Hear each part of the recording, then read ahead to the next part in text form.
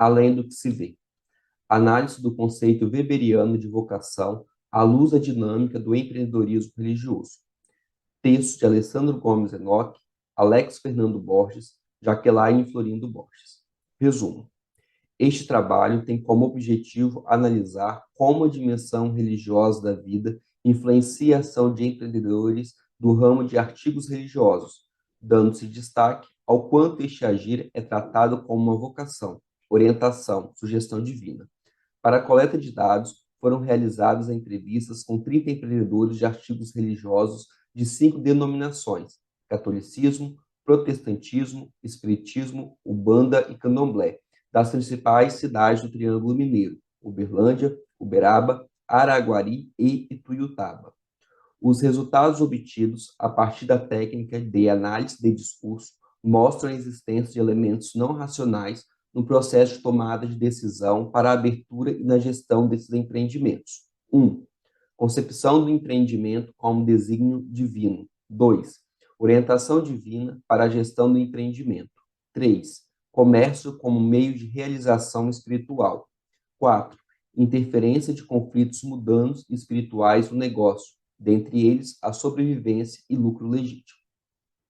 Introdução.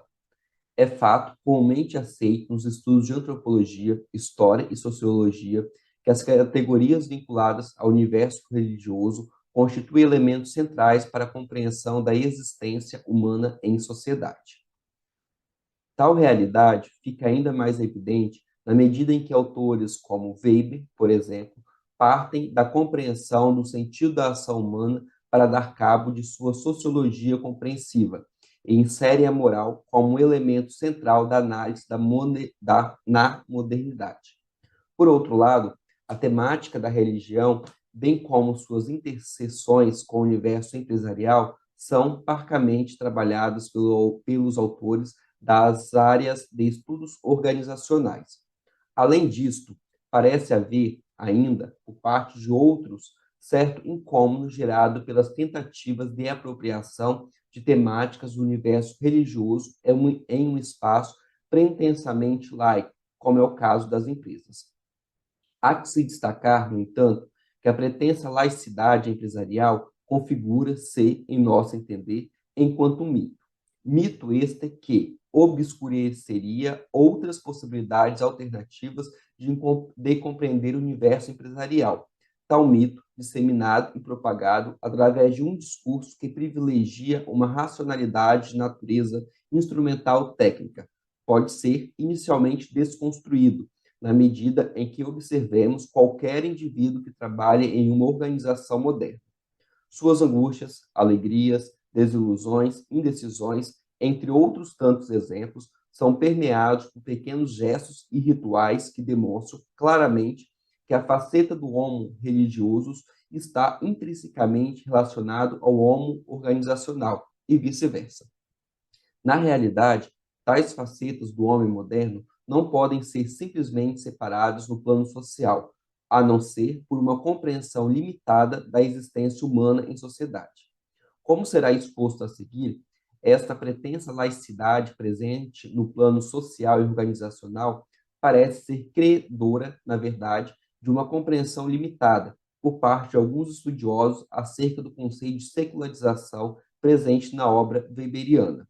Uma vez que as possibilidades de estudo que buscam relacionar as temáticas de cunho religioso e o universo organizacional são enormes, optamos, neste trabalho, por observar um pequeno fragmento dessa realidade. Assim, este trabalho tem como objetivo principal efetuar uma análise de como a dimensão religiosa da vida influencia a ação empreendedora, dando-se especial destaque ao quanto este agir é tratado enquanto uma vocação, entendida em seu sentido weberiano, enquanto uma tarefa ordenada ou, pelo menos, sugerida por Deus.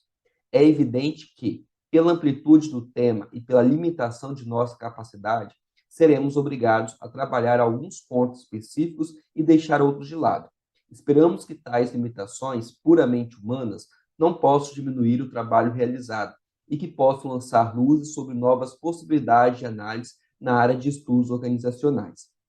Este artigo está estruturado nas seguintes seções. Além dessa introdução, Weber, Secularização e Pluralismo Religioso Brasileiro, o conceito de vocação em Weber, vocação empreendedora, procedimentos metodológicos, análise dos dados, considerações finais e referências. Weber, Secularização e o Pluralismo Religioso Brasileiro. Conforme destacam Lounsbury e Carberry, 2005, em seu interessante estudo acerca da utilização da obra de Max Weber por parte dos pesquisadores da administração, é comprovável que o sociólogo alemão esteja sendo cada vez menos trabalhado em nossa área. Partindo dos artigos publicados na revista Administrative Science Quarterly, no período compreendido entre 1956 e 2002, os autores apontam um declínio considerável no número de citações ao autor, relegando-o atualmente a uma posição apenas marginal ou até mesmo cerimonial em nosso campo de estudos. Há que se destacar, no entanto, que a grandiosidade e a complexidade da obra deste autor não se resume somente às suas contribuições para a compreensão da organização burocrática, dos mecanismos de dominação presentes na moderna empresa capitalista ou a própria sociologia econômica. Weber, em sua visão multifacetada da realidade social, tratou dos aspectos mais diversos da experiência humana em sociedade. Dentre os conceitos trabalhados no âmbito deste artigo e que possui uma importância fundamental para a compreensão da realidade pesquisada, deu-se especial ênfase àqueles relacionados à sociologia weberiana da religião, especialmente os conceitos de secularização e vocação. No que tange ao primeiro conceito, há um relativo consenso por parte de estudiosos da obra weberiana, de que ele constitui-se elemento central na análise do fenômeno religioso na contemporaneidade. No entanto, compreendido inicialmente e, por que não dizer erroneamente, enquanto um simples movimento de retração e privatização do universo religioso na sociedade contemporânea, o conceito de secularização sofreu abusos que obscurecem, em grande parte, sua utilização por parte dos cientistas sociais. Conforme mostra Monteiro, tal erro, transformado em mito, conduziu uma série de pesquisadores a uma busca despropositada pela mediação do quão secularizado seria uma determinada sociedade, e, por que não dizer, o próprio espaço organizacional, bem como a ideia de que o mundo contemporâneo caminharia fundamentalmente para uma existência mais secular. Tal erro, apontado por Pierucci, deveu-se a uma análise equivocada da obra weberiana, bem como a uma superficial interpretação do próprio conceito de secularização. Inicialmente, o autor aponta uma escassez de citações da palavra secularização na própria obra de Weber, advogando que as mesmas encontram-se em trechos relacionados à sociologia jurídica e não à discussão da religião em si. Tal realidade tem implicações na forma como o conceito é verdadeiramente trabalhado pelo sociólogo alemão. De acordo com Pierucci, o conceito weberiano de secularização está relacionado ao abandono, à redução, à subtração do status religioso. Neste sentido, para o autor, o conceito nos remeteria necessariamente à luta da modernidade cultural contra a religião, tendo como manifestação empírica, no mundo moderno, o declínio da religião como potência, vale dizer, sua separação do Estado, a depressão de seu valor cultural e sua demissão, liberação da função de integração social. Há que se diferenciar ainda, neste ponto, os conceitos weberianos de secularização e desencantamento do mundo. Enquanto o primeiro foi apontado e explicitado no parágrafo anterior, o segundo diz respeito basicamente a um processo essencialmente religioso que implica na eliminação da magia enquanto meio de salvação. Note que tais apontamentos são substancialmente diversos daqueles autores que advogam a ideia de que o processo de secularização weberiano reduziria-se a uma simples retração do universo religioso na modernidade e de que o mesmo caminharia em uma linha unívoca em um curso objetivamente progressivo no interior da história, gerando realidades sociais uniformes. Da mesma forma, seriam errôneas as abordagens que interpretariam as ressurgências contemporâneas do fenômeno religioso, fundamentalistas islâmicos ou neopentecostais, como sendo de natureza pós-secular. Dito isto, há uma clara preocupação por parte dos autores para compreender como as formas religiosas assumem características específicas em cada espaço social, em função dos modos particulares e históricos de como as diversas esferas, Estado, Igreja e sociedade civil são articuladas. Uma discussão acerca das particularidades da configuração do universo religioso brasileiro é pertinente, especialmente no que tange ao seu pluralismo a partir da Constituição da República.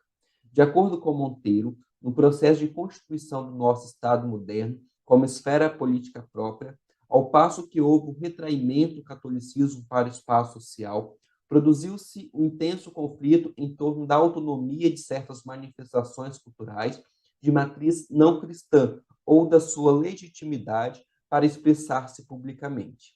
Assim, no processo mesmo de constituição do Estado brasileiro, como esfera separada da Igreja Católica, manifestações variadas de feitiçaria, curandeirismo e batuques só puderam ser descriminalizadas quando, em nome do direito à liberdade de culto, passaram a se constituir institucionalmente como religiões. Uma primeira constatação apresentada pela autora diz respeito ao fato de que a nascente República Brasileira buscou cumprir um franco objetivo de laicizar o Estado e excluir critérios religiosos, tendo como opositor inicial a Igreja Católica.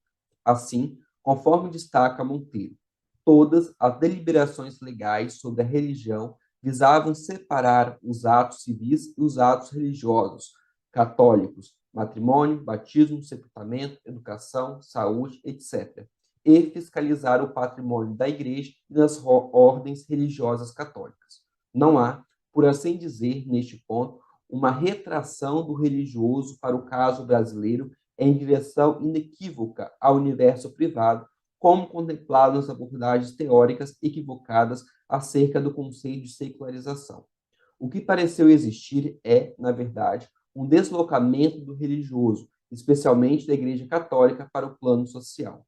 Para Monteiro, longe de privatizar-se as religiões desde sempre, imiscuíram-se das mais variadas formas na construção e na gestão do espaço público.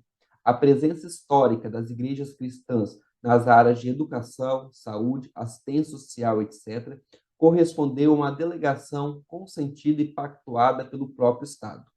A concessão pública de canais televisivos e de radiodifusão a confissões religiosas tampouco é um fenômeno recente. No que tange a outras denominações religiosas brasileiras, a busca pelo processo de legitimação de sua ação social no espaço público passou necessariamente pelo universo do conflito. O pluralismo religioso no Brasil, isto é, o reconhecimento legal da diversidade de cultos e a garantia da liberdade religiosa, foi o resultado de um longo debate político-científico em torno daquilo que o Estado e a sociedade podiam legitimamente reconhecer e aceitar como prática religiosa. Desse modo, o espiritismo brasileiro, por exemplo, fez-se enquanto religião na medida em que propagou suas atividades de assistência aos necessitados. Para Monteiro, esta lógica desafiou um dos pilares da ordem pública urbana, qual seja o controle da saúde pública mediante o cerceamento do exercício legal da medicina. Para a autora, a descriminalização da mediunidade e das práticas curativas a ela associadas resultou da transformação do espiritismo em um culto religioso, uma vez que o mesmo conseguiu distanciar do estigma da exploração da credulidade pública. Em relação à Umbanda, os terreiros foram, pouco a pouco, assumindo estatuto de religiões, mas, para tanto, abrigaram-se sob a rubrica do espiritismo, cujas práticas eram mais facilmente aceitas como religiosas do que aquelas de origem africana, marcadas pela ideia de magia. Há, no entanto, por parte do aparato estatal do início do século XX, uma tendência de avaliar as organizações tradicionalmente associadas aos negros como fomentadoras de ilícitos, por implicar benefícios materiais e muitas vezes incidir em crime ou dolo, e, portanto, passíveis de serem hostilizadas e repreendidas.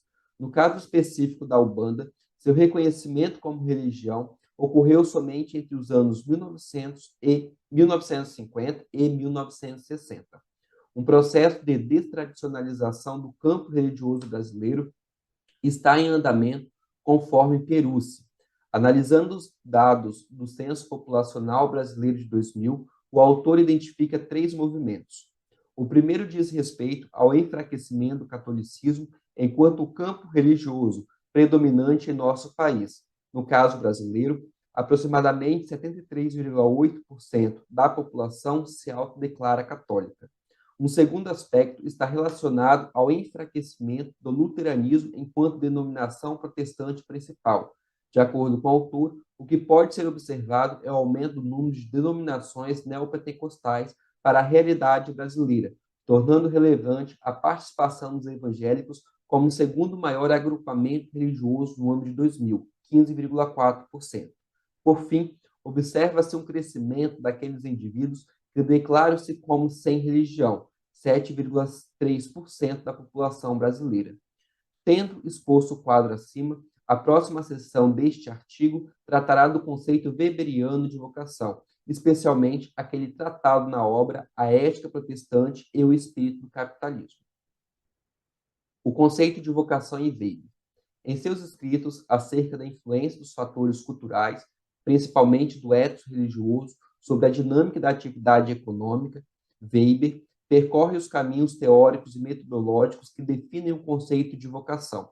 Inicialmente, para o autor alemão, tal palavra, Beruf em alemão, Calling em inglês, carrega consigo uma forte conotação religiosa que pode ser potencializada ou enfatizada no caso concreto, relacionado a uma tarefa ordenada ou, ao menos, sugerida por Deus.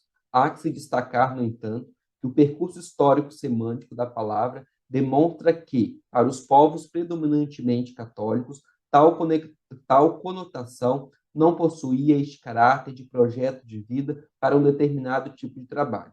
Weber demonstra claramente que tal conotação apareceu pela primeira vez em Lutero, adquirindo a partir daí seu sentido cotidiano moderno. Não somente o sentido do termo modernizou-se, mas a própria valorização do trabalho enquanto cumprimento estrito do dever dentro das profissões seculares também sofreu modificações. Antes visto como algo comum, eticamente neutro e, em alguns aspectos, até negativo, o trabalho passa a ser visto como tendo um significado religioso. Para Weber, o protestantismo funda em sua origem a ideia de que o cumprimento das tarefas é o único caminho para satisfazer a Deus e que, por isso, qualquer vocação lícita tem o mesmo valor perante os olhos de Deus. Deriva-se ainda de tal afirmativa a ideia de que tanto o trabalho religioso contemplativo quanto o secular profissional seriam bem vistos aos olhos de Deus. Um outro ponto importante a ser destacado é de que tal realidade poderia elucidar a dualidade conceitual existente na contemporaneidade da vocação enquanto um chamado divino, vocação espiritual em contraposição a uma dimensão mais objetiva, qual seja, da vocação enquanto uma aptidão, habilidade para o desempenho do trabalho, vocação secular. Ambas concepções encontram-se presentes no vocabulário moderno, uma vez que, ao tratarmos de categorias ocupacionais como padres e freiras, a ênfase a ser dada está relacionada à dimensão de natureza espiritual. Ao tratarmos de categorias ocupacionais mais mundanas, arquitetos, engenheiros, etc., a ênfase estaria relacionada à dimensão da aptidão, habilidade. Para o Whitton, este chamado vocação consistiria em um importante ponto a ser considerado na fronteira entre a religião e a vida econômica. Influenciado pela abordagem weberiana, o autor afirma que os estudos recentes realizados junto ao exército americano constataram que cerca de 30% dos entrevistados disseram que Deus os havia chamado para um tipo particular de trabalho. Outros 23% disseram que os valores religiosos haviam influenciado da força de trabalho, reflete acerca da relação entre fé e trabalho, e gostaria que organizações religiosas reforçassem tal relação. Ainda para Weber, o efeito da reforma protestante constituiu em potencializar a ênfase moral e o prêmio religioso para o trabalho secular e profissional. Tal valorização, ainda percebida nos dias de hoje em várias denominações religiosas de origem protestante, manifestou-se de maneira especial. Conforme Weber, a profissão concreta do indivíduo passa a ser vista como um dom especial de Deus, sacralizando o trabalho e a posição ocupada em determinada sociedade como sendo uma realização da vontade divina. Para Bourdieu, esta alquimia ideológica que transmuta o produto humano em algo essencialmente sagrado possui um caráter fundamentalmente político, profundamente inspirado na abordagem weberiana que vincula os conteúdos de natureza religiosa aos interesses daqueles que os produzem, difundem e consomem. O autor aponta que toda religião teria a função política de cristalizar, bem como legitimar, um dado ordenamento hierárquico entre grupos, gêneros, classes ou etnias. Nesta perspectiva, as teodiceias de natureza puramente filosófica seriam transmutadas em verdadeiras sociodiceias e teriam como função responder às indagações acerca das causas e consequências das desigualdades e injustiças sociais. Ainda neste ponto, a vocação entendida enquanto algo posto e imposto pela ordem divina consistiria em algo não passivo de discussão ou argumentação, mas sim como elemento de pura e franca adaptação do indivíduo. Para Bourdieu, a religião seria uma força estruturante da sociedade, que transmuta o ser em um devir ou não devir. Dito em outras palavras, a religião teria uma função de transformar aquilo que é essencialmente humano e, portanto, uma criação arbitrária e temporal é um produto divino de caráter sagrado e de natureza inquestionável e atemporal. Nota-se, neste sentido, um claro viés ideológico, na medida em que a valorização do trabalho secular vocacionado enquanto algo divino, potencializada, como diria Weber, por um certo desencantamento do mundo, passa a ser um elemento legitimador de um ordenamento social de caráter essencialmente capitalista. Há que se destacar ainda um outro elemento de análise, qual seja a ideia de predestinação, implícita no conceito de vocação. Embora tal ideia não seja totalmente aparente, não seja tão aparente, convém destacar que o indivíduo vocacionado e, portanto, iluminado por algum tipo de sugestão divina, acredita ser parte presente de um plano superior maior. Ele acredita ser, por assim dizer, uma peça no xadrez divino e que, portanto, as atribuições vividas no dia a dia teriam parte de um plano maior com um final feliz. Tal concepção de um fim positivado poderia estar relacionado a uma forte tradição cristã de terra-paraíso, no qual passaríamos por dificuldades no mundo, tendo em vista recompensas no céu. Além disso, convém destacar a forma como este chamado vocacional é ouvido. No que tange ao chamado vocacional espiritual, o mesmo seria ouvido através da oração, enquanto que, para o chamado vocacional secular, profissional, há uma forte interjeição de profissionais que buscariam diagnosticar, mapear as aptidões, habilidades dos indivíduos. A seção a seguir tem, como objetivo principal, a tentativa de aproximar as ideias de vocação apresentadas acima e de empreendedorismo, tendo em vista a construção de um conceito mais amplo, vocação empreendedora, que nos auxilie na análise nos contornos da ação empreendedora de indivíduos que comercializam produto de cunho sagrado nas cidades mineiras de Uberlândia, Uberaba, Araguari e Ituiutaba. Destaca-se que tal elaboração, embora esteja direcionado diretamente para este trabalho em especial, poderia ser utilizado na análise de outras realidades. Vocação empreendedora. Inicialmente, convém destacar que há uma significativa diferença conceitual no que tange à ideia de empreendedorismo, fato amplamente relatado por diversos autores contemporâneos. Tal diferença levou, ao longo do tempo, diversos pesquisadores a buscar, a partir de suas próprias disciplinas, amplas possibilidades de definição. De acordo com autores como Lima, 2010, e Gomes, Lima e Capelli, 2013, essa busca culminou em dois grandes grupos de concepções. O primeiro, de linha comportamentalista, enfatiza o empreendedor enquanto um indivíduo com características especiais e busca, assim, traçar os perfis e características cognitivas especiais dos mesmos.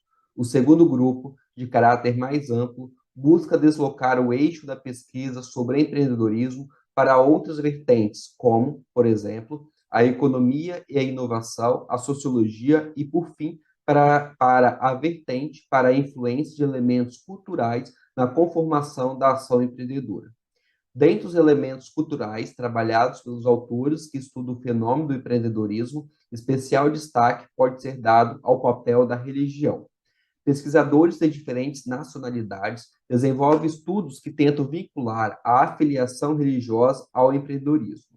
Caswell e Holland analisaram como o sistema de valores religiosos e a diversidade de crenças religiosas influenciam a atividade empreendedora na Nova Zelândia. Jessen e Christensen analisaram a influência dos valores, incluindo a religião, no desenvolvimento de pequenos negócios na Tanzânia, África. Holmstrom, Neher e Sarro, Nair e Pandlow pesquisaram a influência dos valores morais e da religião, dentre outras variáveis, em empreendimentos da Índia. Home e Perrault analisaram o empreendedorismo entre mulheres do Paquistão e como o aumento desses empreendimentos são influenciados por valores de uma sociedade patriarcal, além de outros fatores. Martins e Rodrigues analisaram as relações entre empreendedorismo étnico e religião em comunidades de imigrantes brasileiros nos Estados Unidos. Embora a religião já tenha sido utilizada como elemento preditor importante da ação empreendedora, o conceito de vocação ainda é pouco utilizado pelos autores. Na verdade, constitui objeto deste trabalho destacar a importância dos conceitos de vocação, em um sentido amplo, e de vocação empreendedora, em um sentido mais restrito, como elementos de análise importante na ação empreendedora, principalmente no que tange ao escopo do fenômeno do empreendedorismo religioso. Convém destacar, em um primeiro momento, que o conceito de vocação possui dois significados distintos. Originalmente, da forma como foi tratado por Weber em A Ética Protestante e o Espírito do Capitalismo, ele possuía um caráter de chamado divino. Seria, por assim dizer, uma sugestão ou ordenamento divino para que o indivíduo executasse determinada atividade ou tarefa, ou seja, seria um chamado para a ação. É importante destacar ainda o fato de que, para a abordagem weberiana, toda ação social, seja ela qual for, afetiva, tradicional, racional, com relação a fins ou racional com relação a meios, é dotada de um sentido. É na compreensão desse sentido, aliás, que se baseia toda a sociologia compreensiva de Weber.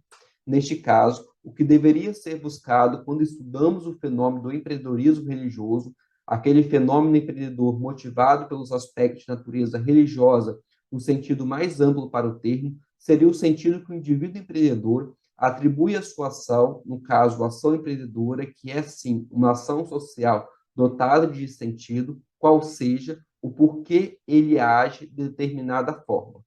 No caso específico de empreendedores que atuam com a mercantilização de produtos de caráter sagrado, livros sagrados, CDs, DVDs, imagens, etc., em especial, a ação empreendedora transita entre o tradicional e o racional com relação a valores.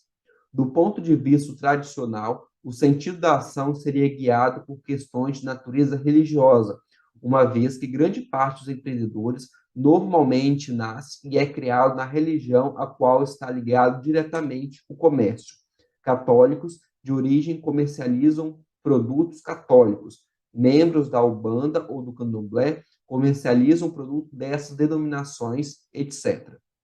Alia-se a isto o fato de que, em grande parte dos casos, a família compartilha a crença religiosa do indivíduo empreendedor.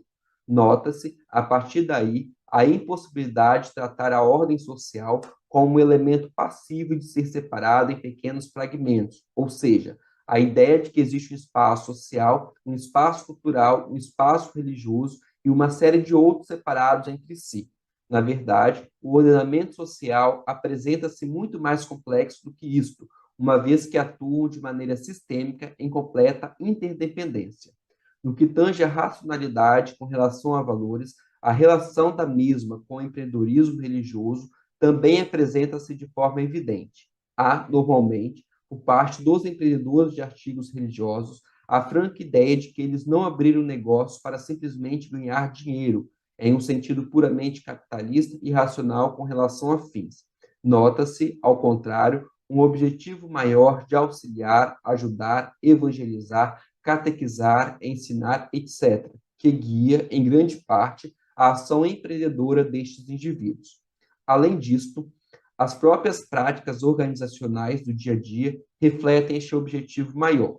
Neste sentido, a empresa deveria atuar sob um paradigma ético-religioso restrito, são negócios de Deus, no qual, por exemplo, práticas como burlar impostos e destratar funcionários ou clientes não podem ser aceitas. É neste escopo que insere-se a questão da vocação enquanto um chamado divino. Como será visto mais adiante, o empreendedor de artigos religiosos poderia ser visto como um ser vocacionado, chamado por Deus, para abrir aquele negócio. Ele pediria ou receberia auxílio divino através da oração ou de seus guias, nos processos de tomar de decisão para a abertura da empresa, durante os períodos de dificuldade na administração de seus negócios, na contratação de funcionários, dentre tantos outros. Sua atividade não seria simplesmente vender produtos, mas sim auxiliar espiritualmente seus clientes, independentemente da denominação religiosa. Não se pode, no entanto, descartar o sentido moderno do termo vocação, qual seja, vocação enquanto uma aptidão ou habilidade. Conforme já abordado acima, a valorização da atividade profissional laica pela reforma protestante trouxe consigo uma positividade do trabalho e, em última instância, na contemporaneidade, uma elevação do ator empreendedor a um posto de alto status em nossa sociedade. Tal realidade, como nos mostram Silveira Leite e Márcio Minello, teriam como função ideológica principal ressignificar e, portanto, naturalizar a posição do empreendedor enquanto um vencedor na disputa social. Procedimentos metodológicos. Este estudo, de natureza essencialmente qualitativa, foi realizado junto a empreendedores que comercializam artigos religiosos de 5 denominações religiosas brasileiras: catolicismo, protestantismo, espiritismo, umbanda e candomblé, nas 4 principais cidades do Triângulo Mineiro: Uberlândia, Uberaba, Araguari e Ituiutaba.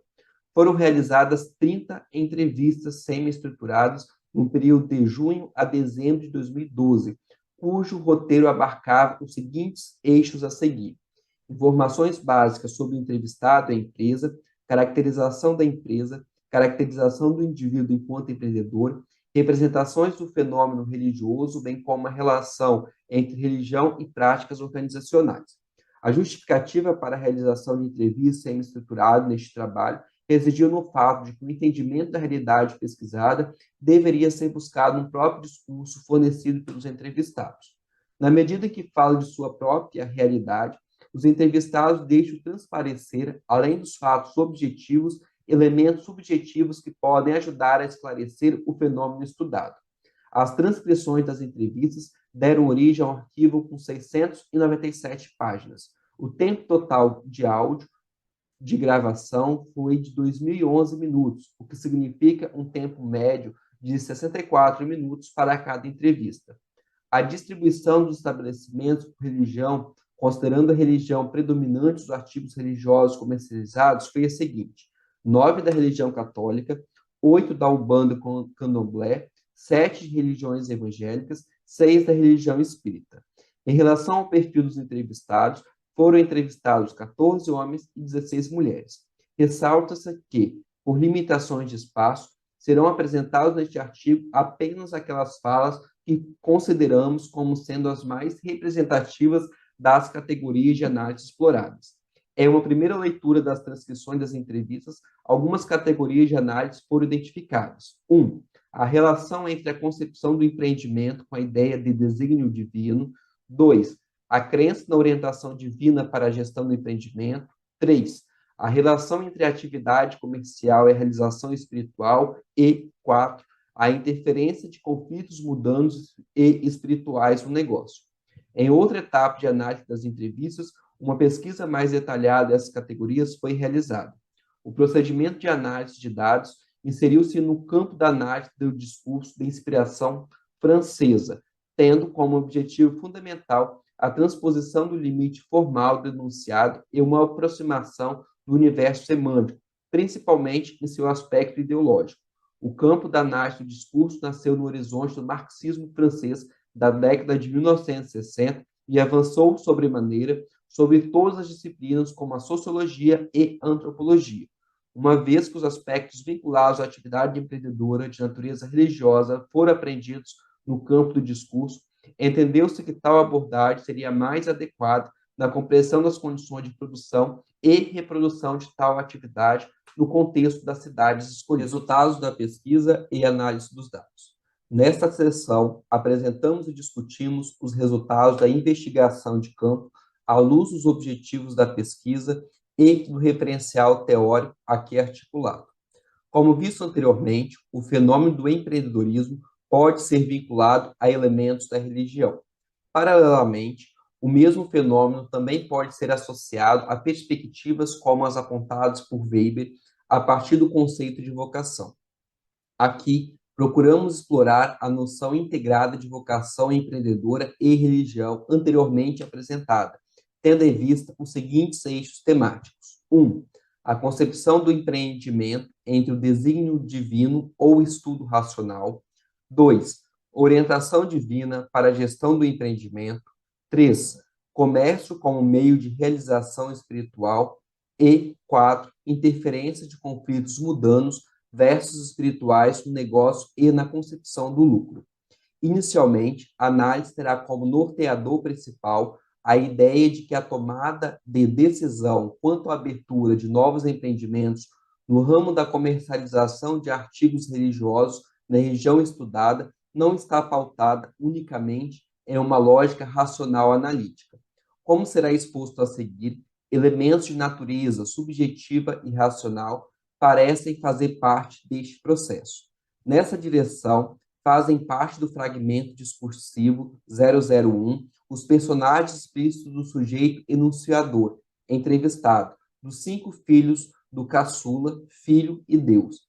Há também, neste fragmento, a ocorrência de personagem implícito, potencialmente o marido, evidenciado pela utilização do pronome nós. Nós tivemos 5 filhos. Como pode ser visto abaixo, nota-se ainda uma franca associação entre o pronome eu, enunciador, e os verbos no passado. Fiz. Eu fiz incitação de águas com ele. Tive. Eu tive um sonho maravilhoso. Vi. Vi uma loja.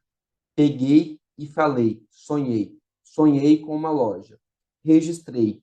3 meses depois, eu registrei a loja. Ao fazer tal relação, o enunciador parece demonstrar certa ausência do marido no período compreendido entre a concepção da loja, sonho e o seu registro.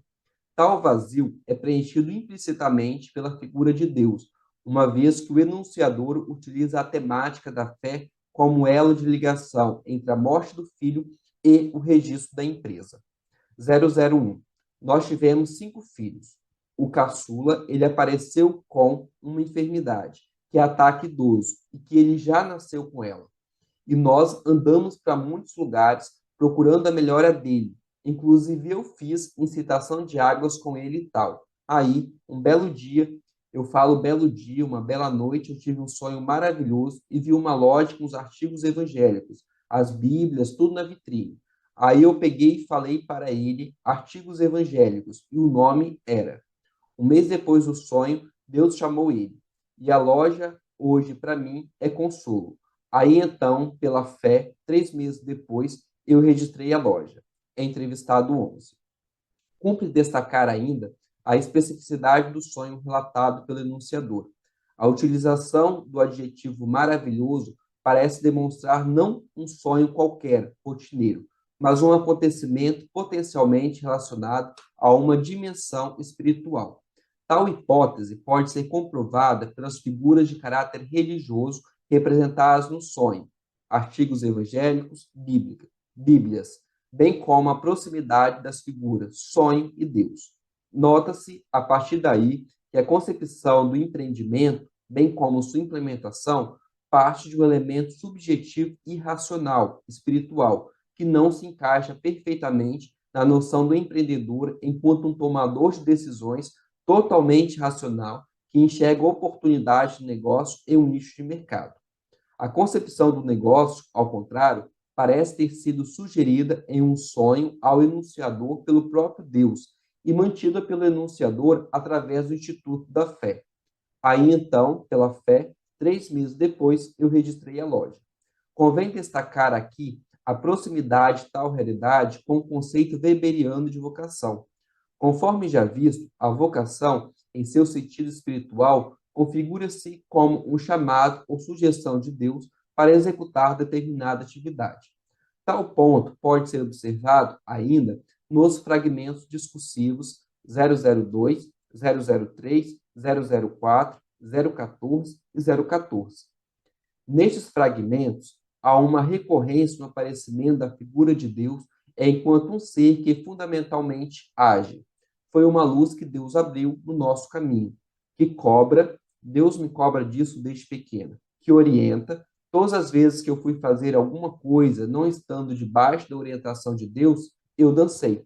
Que presenteia é um presente de Deus, que sonha é o sonho de Deus, que fala, a gente pede uma orientação e ele fala. Nota-se, a partir daí, que o Deus apresentado pelos enunciadores é um presente no cotidiano de seus empreendimentos, qual seja um ser onipresente que interfere na confecção do negócio, na dinâmica de seu dia a dia e até mesmo no processo de tomada de decisão sobre o fechamento do negócio. Fragmento discursivo 016. Cumpre destacar ainda que o sujeito empreendedor configura-se enquanto indivíduo que age em um segundo momento, qual seja após orientação, sugestão ou mando divino, em uma clara posição de aceitação, ou até mesmo de submissão, superveniência, conforme pode ser visualizado pela utilização da figura do enunciador enquanto um escravo e Deus como seu senhor, no fragmento discursivo 014, 002. Mas antes de ser o nosso sonho, é o sonho de Deus, entrevistado 02. O fragmento discursivo 002 parece demonstrar tal realidade ao evidenciar a anterioridade de um plano divino para o empreendimento em detrimento do sonho do próprio empreendedor.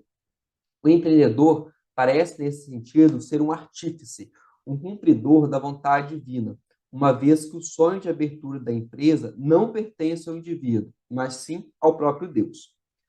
Então, 003. Então, foi uma luz que Deus abriu no nosso caminho. Falou então, é uma porta. Vamos aproveitar a oportunidade. Então veio tudo junto, assim. Nosso casamento chegando, a oportunidade de abrir a loja. Entrevistado 03. 004. Mas a minha loja é um motivo de emoção. Isso aqui foi um presente de Deus. É um presente de Deus. Entrevistado 09. Este plano divino é apresentado ao empreendedor em alguns momentos, como tendo um caráter leve, positivado. Neste sentido, o caráter positivado chamado aparece no fragmento discursivo 004, através da figura do presente. A simbologia do presente dado por Deus nos remete a alguns elementos analíticos importantes. Em primeiro lugar, o presente nos é dado, normalmente, apenas em datas ou momentos especiais. Neste sentido, o presente e, por consequência, o empreendimento é um acontecimento que foge da normalidade do dia a dia. Além disso, quando recebemos um presente, normalmente não sabemos seu conteúdo e necessitamos, neste sentido, abri-lo, conhecê-lo, experimentá-lo. Outro exemplo de positividade chamado pode ser visto no fragmento discursivo 003, onde a orientação divina, o chamado, ou melhor dizendo, a vocação, vem na percepção do enunciador na forma de luz, que abre um caminho ou uma porta. Cumpre destacar que a luz da historiografia da religião, a delimitação do espaço sagrado em contraposição ao mundo profano, é feito por meio da simbologia da porta, do limiar.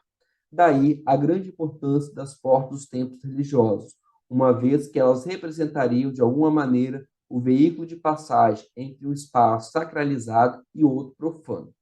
É interessante notar que, muitas vezes, essa transição é acompanhada por ritos de passagem, reverências, toques devotados, etc. Neste sentido, a ideia da transposição da porta através de uma luz, chamado divino, poderia ser interpretada como uma passagem, uma realidade dessacralizada, de um trabalho mundano, rotineiro, para outra de caráter sagrado, o empreendimento enquanto um veículo de evangelização que torna o empreendedor um missionário conselheiro. Conforme pode ser visto os fragmentos discursivos 005, 006, 007, 008 e 009, a orientação espiritual, seja qual for a denominação religiosa a qual o empreendedor pertença ou diga pertencer, aparece sempre em um plano superior à comercialização dos bens materiais para os diversos empreendedores de artigos religiosos. O comércio de bens materiais aparece, assim, enquanto um meio, um caminho para o alcance de um objetivo de natureza espiritual. 005. Isso aqui é um meio, e aí eu comercializo, mas com o objetivo fim de levar a palavra de Deus. Por isso que, por trás disso, eu tenho todo um aspecto religioso para mostrar para as pessoas que eu não sou uma pessoa que estou aqui, que estou só totalmente comercial. Entrevistado 01. 006. Nós não pensamos em ganhar nada, é mesmo fazer caridade, né? Por exemplo, ter essa livraria para, às vezes, chega uma pessoa para conversar também, porque nosso trabalho não é só, por exemplo, vende, é também ajudar o outro, porque às vezes chega lá, nem vai comprar, mas nós também que ajuda ele em palavras, né?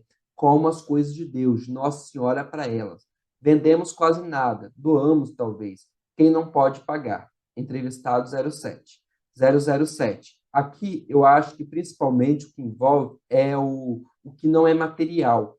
Porque a gente, assim, eu costumo falar que eu vendo livros, mas eu vendo é remédio, risos. Porque a pessoa, ela vem aqui em buscando alguma coisa a mais. E é sempre nessa parte assim, de algum problema que ela está passando, que ela às vezes não sabe o que fazer. Principalmente perda de ente querido, que eu acho que é o que mais faz a pessoa sofrer. Então, isso aqui é o que mais acontece aqui. É o mais ajuda, é o mais espiritual do que material. Entrevistado 18, 008. Chegam pessoas querendo suicidar, chegam pessoas com problemas gravíssimos de saúde automaticamente. É bem claro isso aqui, que a livraria não se resume a um ponto comercial. Sendo livraria espírita, acima de tudo, há o atendimento fraternal. Entrevistado 20, 009. O que eu mais gosto é quando eu consigo orientar as pessoas direitinho, porque se fosse só pelo comércio, eu não estaria aqui também não. Eu já teria dado um outro jeito que me satisfizesse. Entrevistado 22. Cumpre destacar, no entanto, o conflito mudando espiritual que alguns empreendedores parecem padecer ao terem de obter lucro através da comercialização de produtos religiosos. Conforme pode ser visto no fragmento discursivo 010, o empreendedor admite a existência de tal conflito, mas utiliza-se da própria sobrevivência enquanto uma justificativa relevante para a obtenção de lucro. No caso específico do enunciador do fragmento 010, a justificativa encontra um amparo no próprio discurso religioso. Há, neste sentido, na utilização da frase dai a César o que é de César e a Deus o que é de Deus, um claro recurso de interdiscursividade que serve como elemento justificador para a dubiedade da vocação espiritual versus vocação profissional. Em outros termos, embora o enunciador admita que o negócio seja meio para a evangelização das pessoas, ele utiliza-se de um discurso de natureza profissional técnica para justificar o ganho econômico. Pela minha formação, eu sei que o negócio tem que ser viável. 010. Nas minhas orações, eu ficava assim, em conflito. Existe um conflito, né? Porque, primeiro, pela minha formação, eu sei que o negócio tem que ser viável. E Deus colocava para mim, que é aquela passagem que fala: dai a César o que é de César, dai a César o que é de César, e a Deus o que é de Deus. Neste mundo, nós precisamos ter as coisas de César. Então, preciso de dinheiro, preciso das coisas materiais para sobreviver. Mas nada que fale o seguinte: não, eu estou montando isso aqui para o objetivo de tornar uma mega livraria e eu virar algumas denominações que estoquem dinheiro. Há que se destacar, no entanto, que a escolha do vocábulo sobrevivência parece encontrar mais amparo em empreendedores de artigos católicos em detrimento de outras denominações. Pode-se inferir, a partir disto, a sobrevivência de uma certa moral cristã que ainda vê o lucro, pelo menos o lucro exacerbado, como um elemento estranho. Conforme pode ser visto no fragmento discursivo 011, cujo enunciador é o empreendedor de artigos evangélicos, a prosperidade material seria seguida pela prosperidade espiritual. Neste sentido, a observância de regras morais e religiosas restritas seria uma forma de encontrar tanto a riqueza material quanto espiritual. Convém destacar, ainda, que outras denominações religiosas, como por exemplo os espíritas, também possuem uma visão mais objetivada em relação ao lucro, conforme pode ser visto no fragmento discursivo 011. A prosperidade é a nossa relação com Deus. Jesus disse: as demais coisas primeiro seguem as coisas do reino de Deus, e as demais coisas serão acrescentadas. Entrevistado 08. 012. Não tem problema não. Deus não acha ruim uma pessoa ganhar dinheiro não. Risos. Pelo contrário, Deus quer a qualidade de vida para todo mundo, entendeu? O lucro não é uma coisa errada não, entendeu? Faz parte da vida de todo mundo. Entrevistado 19. O chamado vocacional pode aparecer também conforme o relato dos empreendedores de artigos religiosos com contornos mais imperativos. No fragmento discursivo 013, há a referência de um Deus que cobra o exercício de determinada religião. Tal cobrança, como pode ser observado, perpassa toda a vida do indivíduo e impede o mesmo a morrer fazendo isso. 013. Eu acho que Deus me cobra isso desde pequena e eu acho que eu vou morrer fazendo isso. Entrevistado 05. 014. O escravo não faz nada sem o seu senhor, né? E todas as vezes que eu fui fazer alguma coisa aqui, não estando debaixo da orientação de Deus, eu dancei. Entrevistado 07. 015. A gente crê que Deus quer dirigir a loja, quer levar as coisas. Então, a grande facilidade é, assim, a gente deixar nas mãos de Deus, né? Porque se a gente tomar para a gente mesmo, Deus não dirige um carro com dois volantes. Ou você dá o volante para ele, ou você fica com ele. Entrevistado 02. 016. Então, eu louvo a Deus por isso. Agora, eu não tenho, assim, ideia de empreender mais, sabe? Se Deus me colocou aqui, não é que vou ficar aqui acomodado. Se ele, por acaso, um dia quiser também tirar e vier alguém com muito carinho levar, louvo a Deus por isso, porque dado que ele já passou, já aconteceu e está acontecendo. E só esperar o que ele vai mandar de novo. Risos. Entrevistado 11. Por fim, nos fragmentos 014 e 015, há um claro elemento de submissão aos desígnios e ordenamentos divinos por parte dos enunciadores. Tal submissão encontra seu ápice na associação que o enunciador do fragmento 014 faz com a figura do escravo e de Deus como seu senhor. A estrita observância da vontade divina é apresentada também no fragmento 015, onde o enunciador afirma categoricamente que Deus quer dirigir a loja, quer levar as coisas.